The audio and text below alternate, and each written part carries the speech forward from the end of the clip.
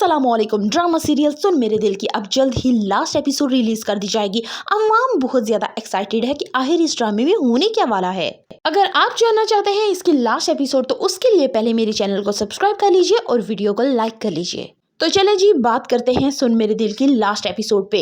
आप जानते हैं कि जैसे ही अम्मार ने सदफ को डिवोर्स दी है और उसके बाद वो दानिया की तरफ चला गया।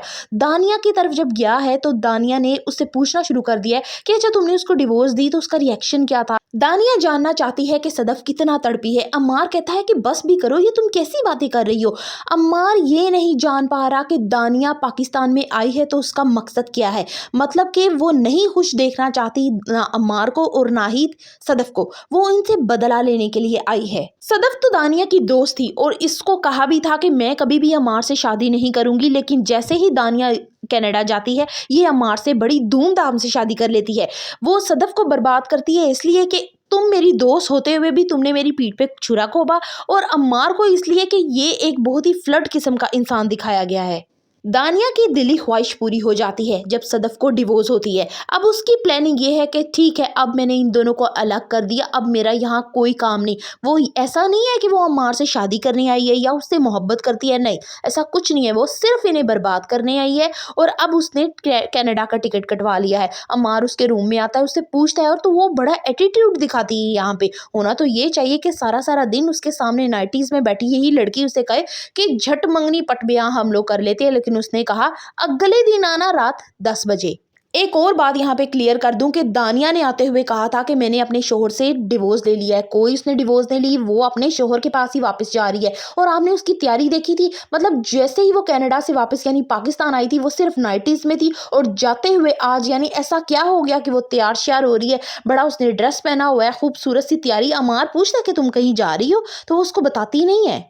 अच्छा जी अगले दिन क्या होगा। अगले दिन अम्मार अपनी छोटी सी बारात लेके दानिया के दरवाजे पे जाएगा तो वहां पे उसका मुलाजिम कहेगा कि दानिया बीबी तो चली गई है। अम्मार पूछेगा कहाँ चली गई है तो वो कहेगा कि वो अपने शोहर के पास कनाडा जा चुकी है। यानी अम्मार का मोए मोए हो गया। दानिया जाते हुए एक हाथ मुलाजिम को देके जाती है। वो आपने भी ये सीन देखा है ना कि मुझे हैरत होती है कि तुम जैसे को भी मोहब्बत हो गई और तुम जैसे से भी मोहब्बत हो जाती है। ये वो अल्फाज तब कहेगी जब वो कनाडा चली जाती है और वो लेटर बाद में अम्मार पड़ता है। अम्मार का यहाँ पे ड्रॉप सीन हो जाता है कि ना उसके हाथ में सदफ आई और ना ही दानिया आई, वो बिल्कुल फिर से अकेला रह गया। बात करते हैं अब बिलाल अब्दुल्ला और सदफ की। क्या सदफ डिजर्व करती है बिलाल अब्दुल्ला को? अब उसे एहसास होने लगा है कि मैंने वाकई बिलाल अब्दुल्ला के साथ बहुत गलत किया। अम्मार के धोखे में आके मैंने बिलाल अब्दुल्ला जैसे हीरे को गवा दिया। हर काम में जल्दबाजी करने वाली सदफ यहाँ पे थोड़ा तो इंतजार करती कि अम्मार ने अभी तुम्हें तलाक दी है तुम उसी दिन अब बिलाल अब्दुल्ला को कॉल कर रही हो, यानी उसको लगे कि ये अब मेरे पीछे पड़ गई है।